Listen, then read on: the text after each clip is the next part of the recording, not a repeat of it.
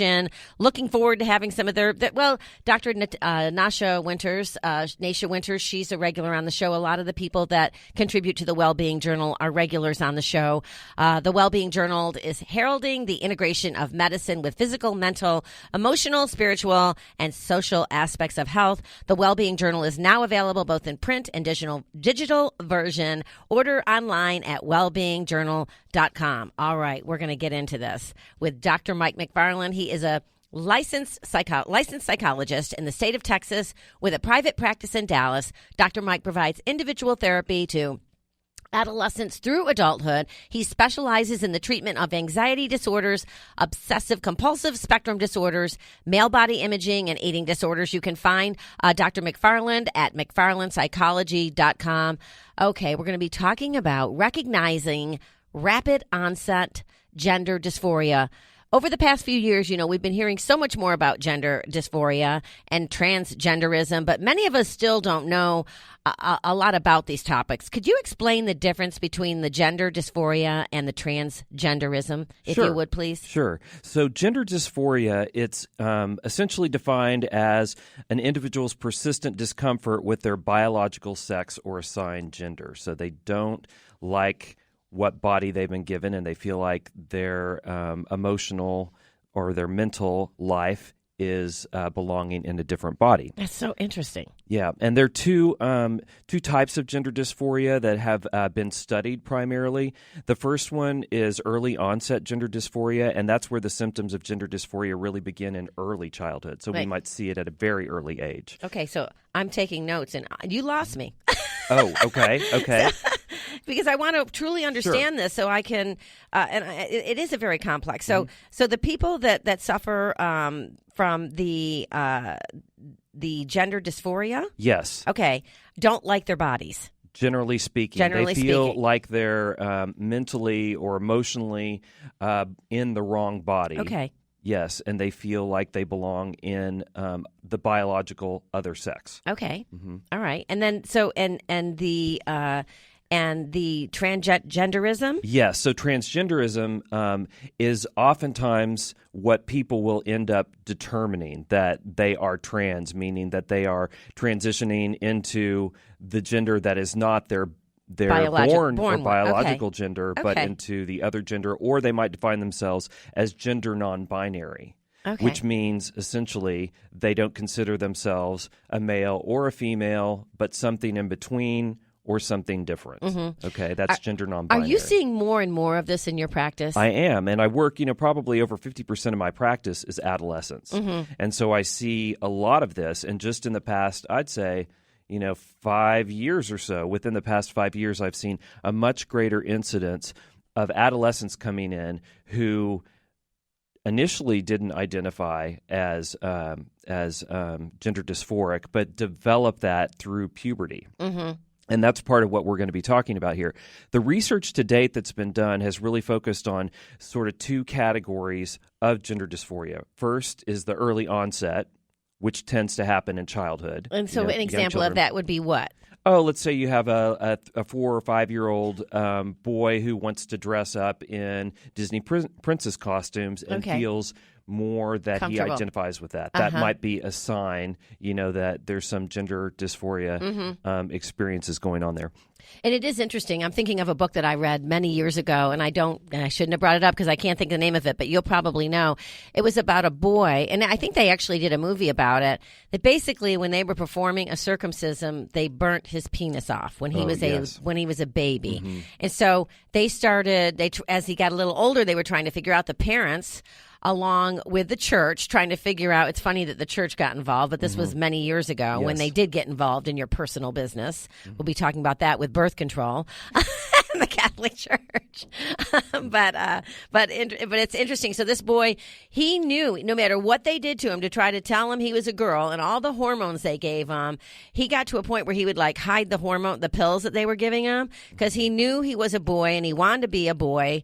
And his parents ended up respecting that. But it was a very interesting read. Yes, and I'm vaguely familiar with the person that you're talking about, and I think ultimately he was raised as a girl and then transitioned back to being a boy. Yes, and he's happily married with several children. Is that right? He's an older gentleman now, I believe, because this was a long time ago. I read about it, but yeah, interesting stuff. So, what's the difference between, or where do you want to pick up with? Yeah, this? so I wanted to talk about most of the research has focused on within gender dysphoria has focused on the child onset. So the other category of research has been what they called late onset gender dysphoria, and it really occurs in adolescence or after adolescence. Mm-hmm.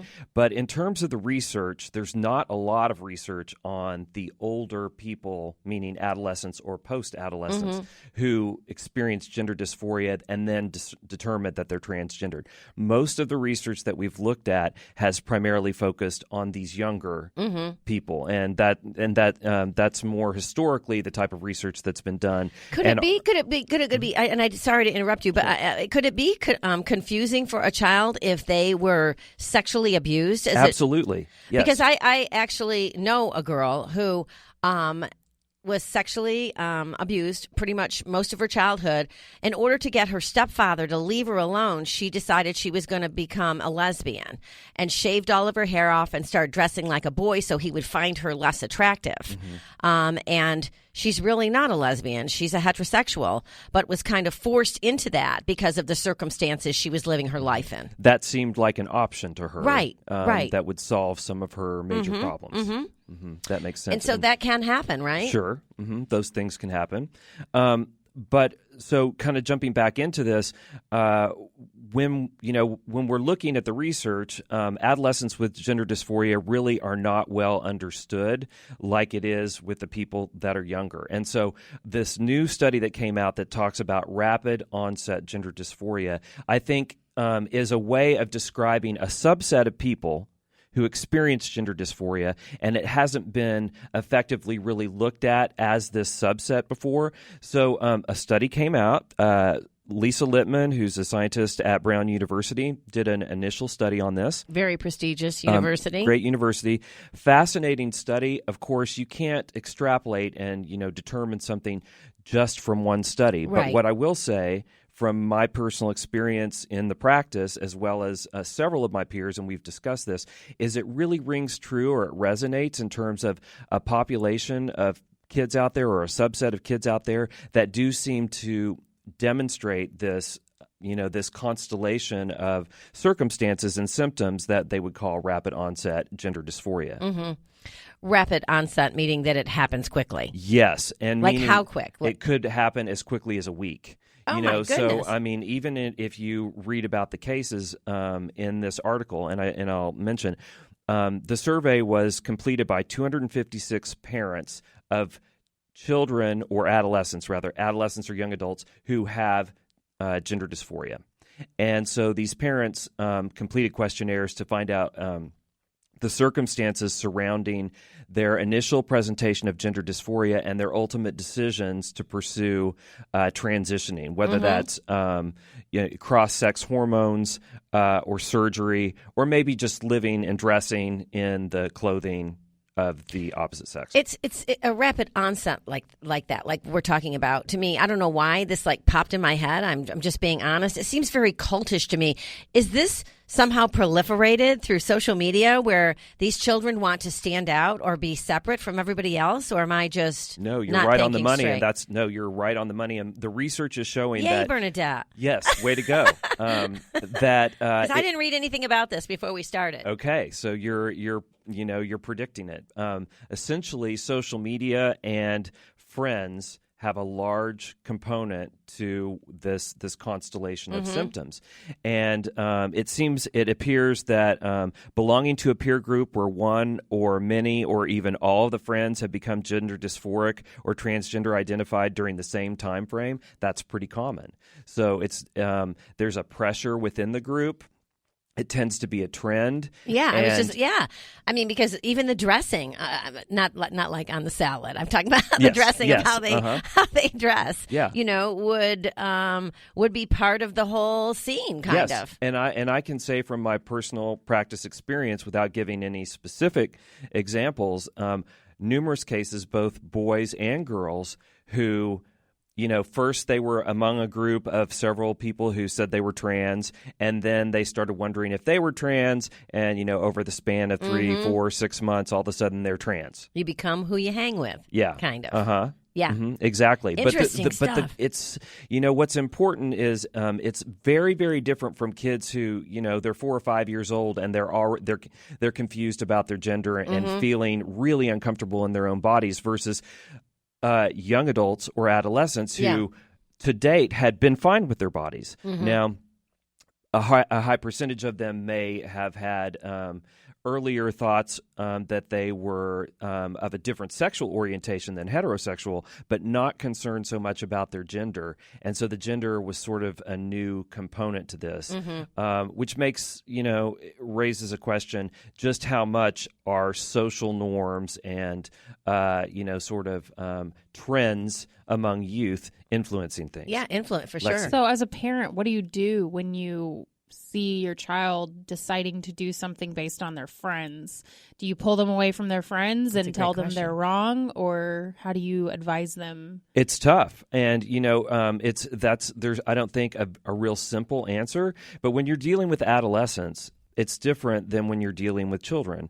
And so with adolescents, you're empowering your children more, and they're getting more independent, and you want to encourage that. Oftentimes, when you try to pull back on the reins, you spawn resistance, rebellion, and other problematic behaviors. Wow. But there's more to this study, which shows that when we're talking specifically about this rapid onset gender dysphoria, a very high percentage of these people, close to 50% of these kids, had already been diagnosed with other disorders like depression and anxiety. Oh, wow. That's an interesting fact. It is. Because everyone has that need to belong, especially if they're dealing with anxiety and depression, even more so. Yes. We're going to talk more about it. We're going to go to break. We've got more coming up with Dr. Mike McFarland, PhD. Very interesting stuff here. Stay tuned, everyone. You're listening to One Life Radio.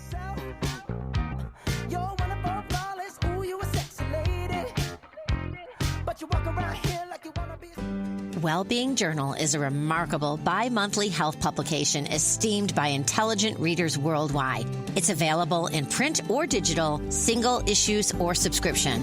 Its focus is on living a happy, healthy life and preventing or healing illnesses naturally. Preventing or healing cancer, arthritis, cardiovascular conditions, and digestive issues, as well as nutritional solutions for optimal health are regular subjects. Learn more at wellbeingjournal.com. Hi, this is Vaughn Eaglin. As a licensed professional counselor and supervisor, I spend my career helping people cope with emotional problems. But today, I want to talk to you about nutrition.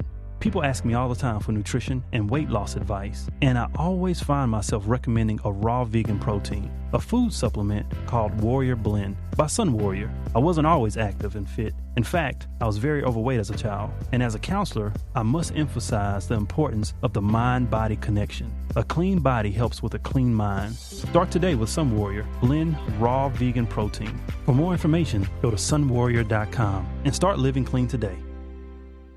Hi, everyone. It's Bernadette. Everyone knows that I'm a strong believer in the numerous health benefits of cannabinoids and CBD oils. As with any supplement, I always do my research and my homework to find the highest quality product on the market.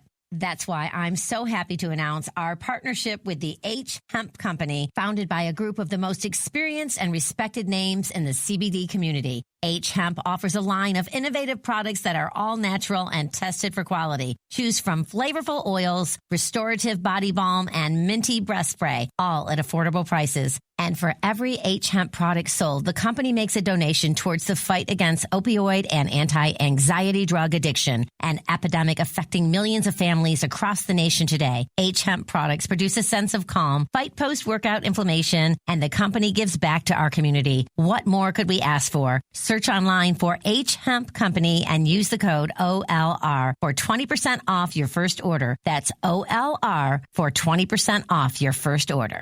Hi, I'm Bob Barker. This is my friend Benny. Before you buy cosmetics, personal care, or household products, you be sure they have not been tested on animals.